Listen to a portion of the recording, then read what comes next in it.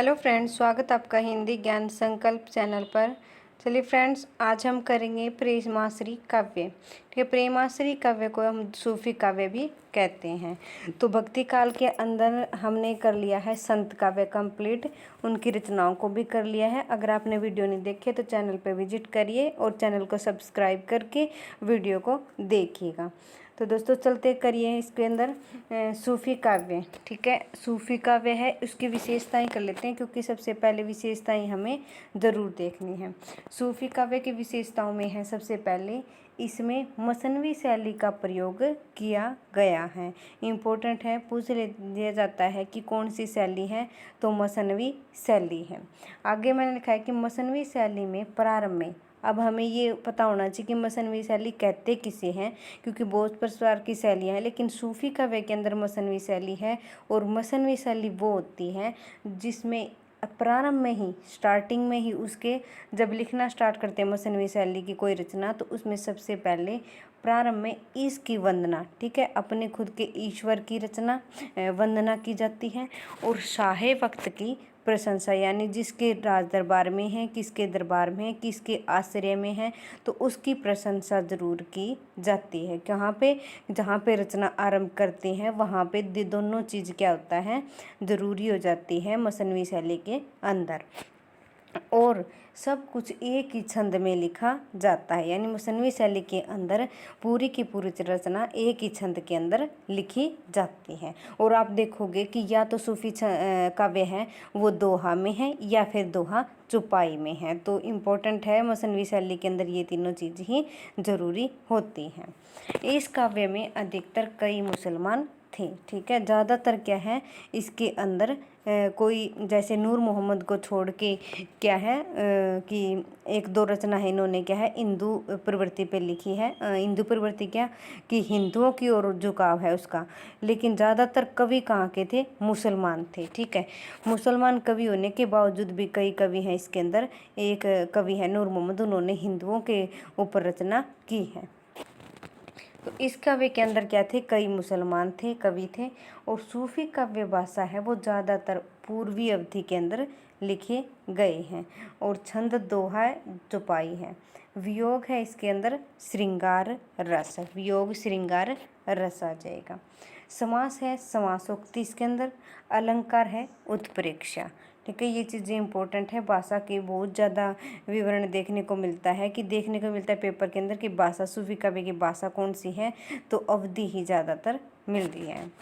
आगे है, इसमें प्रकृति रागात्मक चित्रण दिखाया गया है, यानी प्रकृति का कौन सा चित्र है, रागात्मक चित्र दिखाया गया है।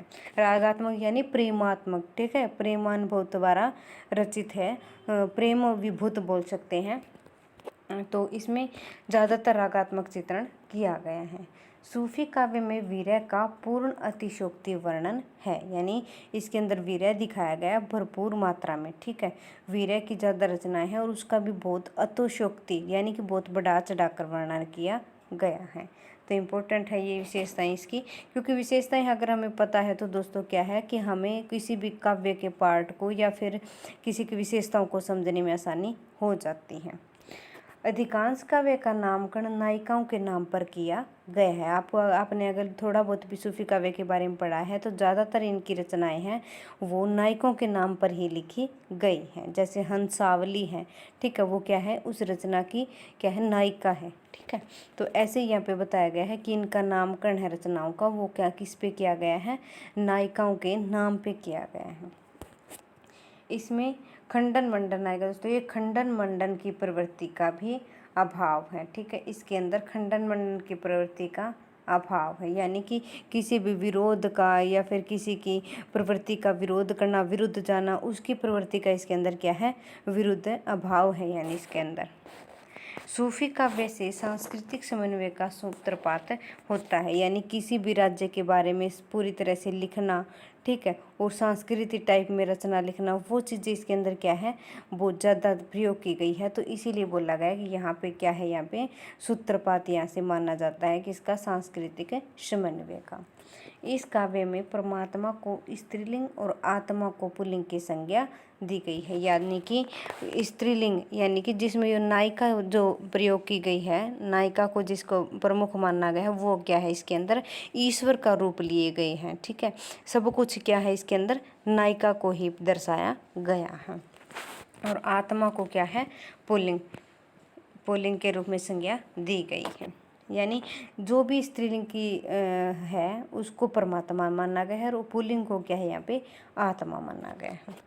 सूफी कवि में हिंदू संस्कृति का चित्रण भी किया गया, यानी कि और आगे देखो, इसकी कहानियों का आधार ज़्यादातर हिंदुओं की पुरानी कथाओं से संबंधित है। देखो ये ऑप्शन है हमें आरपीएससी का, अगर आपने एग्जाम उठा के देखा है, अभी भी हुआ है और पहले भी हुआ है। अभी तो संस्कृत विभाग का, लेकिन उससे पहले जो सीधे असिस्टेंट प्रोफेसर के एग्जाम हुए आरपीएससी के, उन दोनों के अंदर सीधा यही ऑप्शन दे दिया है उन्होंने कि इनकी रचना है, सूफी काव्य की जो रचनाएं हैं वो हिंदुओं की प्रवृत्ति यानी हिंदुओं की पुरानी कथा या फिर हिंदुओं की ही कथाओं को उठाकर या आधार मानकर लिखी गई। तो ये चीज़ें इसके अंदर है, हिंदू संस्कृति का चित्रण भी है उसके अंदर, और उन्हीं कथाओं को आधार माना गया है। ईश्वर को नायिका के रूप में परिकल्पित किया गया है। मैंने पहले भी बताया कि इन्होंने सब कुछ, परमात्मा का रूप इन्होंने किसको दिया है, नायिका का रूप दिया है।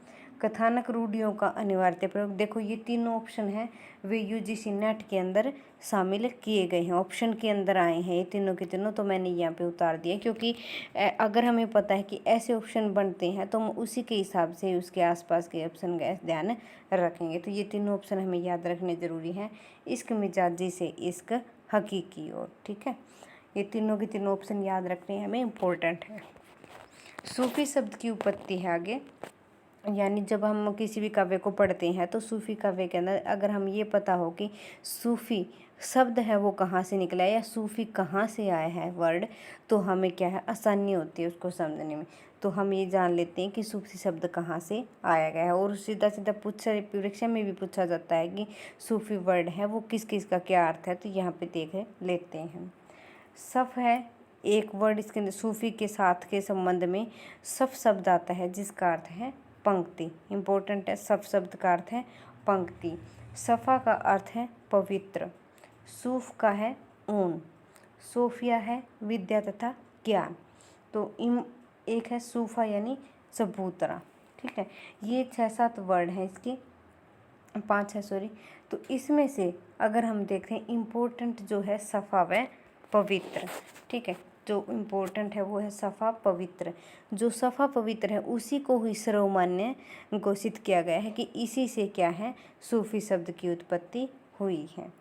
सर्वमान्य तौर पर अगर मानते हैं हम तो सफ़ा यानी पवित्र, यानी इनकी रचनाओं के अंदर कोई भी विशुद्धता या क्या है बिखराव नहीं मिलता है, तो ये यहाँ से ही सूफी शब्द निकला है। आगे चलते हैं। प्रथम सूफी कवि, पहली रचना, पहला कवि किसको मानते हैं, ये सब चीज़ें इसके अंदर आती हैं। क्योंकि जैसे देखो भक्ति काल की पहली रचना या फिर आधुनिक काल की पहली रचना, नाटकों के अंदर पहली रचना कौन सी, नाटक पहला कौन सा है, तो ये चीज़ें इंपॉर्टेंट है। वैसे ही यहाँ पे सूफी काव्य में पहली रचना किन विद्वानों ने पहली रचना को पहली रचना या पहला कवि घोषित किया, वो चीज़ें इसके अंदर शामिल की गई हैं। तो प्रथम सूफी कवि के अंदर पहले हैं गणपति चंद्र, ठीक है। विद्वान कौन से हैं, गणपति चंद्र। इन्होंने माना है असायत कवि की हंसावली को, ठीक है, असायत कवि की हंसावली को सूफी काव्य की पहली रचना और पहला कवि मानना है, ठीक है। इम्पोर्टेंट है क्योंकि सबसे पहले गणपति चंद्र का ही आता है। असायत को यानी असायत कवि है, हंसावली कवि को हंसावली काव्य है उसको क्या माना है, पहली रचना माना है। आगे है डॉक्टर रामकुमार वर्मा, उन्होंने माना है मुल्ला दाऊद की संदायन रचना को, ठीक है। और अगर आप इनकी डेट भी देखोगे, क्रमकाल देखोगे इनका, तो क्या है कि ये ही रचना है जिनको इन्होंने प्रारंभिक जो ये रचनाएं हैं उन्हीं को इन्होंने पहला दूसरा रचना या कवि माना है। तो आगे डॉक्टर रामकुमार वर्मा के अनुसार मुल्ला दाऊल की चंदायन जो रचना है उसको ही रचना पहली माना गया है। हजारी प्रसाद द्विवेदी ने ईश्वरदास की सत्यवती कथा है उसको पहला कवि माना है।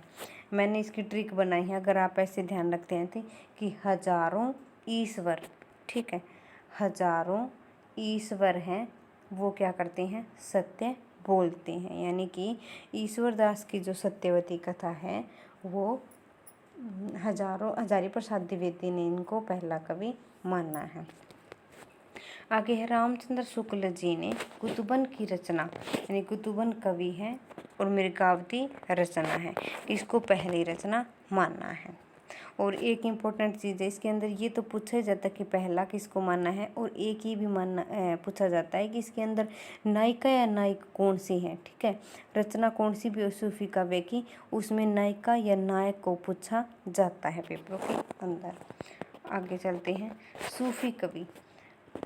इसमें सूफी कवि देख लेते हैं कि कौन से सूफी कवि हैं। तो सबसे पहले आएंगे असाइयत, मुल्ला दाऊद, ईश्वरदास। सूफी कवि हैं सारे, जो स्टार्टिंग से हैं वही हैं। असाइयत हैं पहले, मुल्ला दाऊद है, ईश्वरदास है और कुतुबन है। देखो अगर आपने पीछे ये वीडियो देखी है तो ये चारों रचना हम प्रथम कवि या प्रथम रचना के सूफी काव्य के उसके अंदर हम शामिल विद्वानों ने किया है। तो ये चारों की चारों रचना ही किसी न किसी विद्वान ने पहली रचना मानना है। जायसी है जो कि सूफी काव्य के प्रमुख कवि हैं, यानी कि चर्चित कवि हैं। ठीक है, तो ये इम्पोर्टेंट है, इन्हीं का ही काव्य है वो हमारे यूजीसी नेट सिलेबस के अंदर लगा हुआ है। जायसी है, इम्पोर्टेंट है, मंजन है, आलम है, नारायण दास है, उस्मान है और शेख नबी है और कासिम शाह है, नूर मोहम्मद, शेख निसार और नज़ीर। और भी रहते हैं 5-6 कवि और हैं जिनकी रचना बहुत कम पूछी जाती है। तो और ये जो शामिल किए हैं वो इम्पोर्टेंट है, इनकी रचनाएं बहुत ज़्यादातर परीक्षा के अंदर पूछी जाती हैं। तो दोस्तों ये थी आज की वीडियो सूफी काव्य की शुरुआत, यानी इसके अंदर हमने पढ़ा है विशेषताएं, सूफी शब्द की रचना यानी कि उत्पत्ति कहाँ से हुई है, और एक हमने किया था कि पहली रचना और पहला कवि किसको मानना है, किसके विद्वान ने, और एक हमने कर लिए हैं इसके सारे कवि, इम्पोर्टेंट जो कवि हैं वो ये हैं। और आगे की वीडियो में करेंगे हम कौन सा है कि इनके जो कवि हैं उनकी पूरी डिटेल के साथ हम अध्ययन करेंगे। तो दोस्तों देखते रहिए वीडियो को और वीडियो को शेयर कीजिएगा, कमेंट करके ज़रूर बताइएगा हमें, और चैनल को सब्सक्राइब ज़रूर कीजिएगा। थैंक यू दोस्तों, धन्यवाद।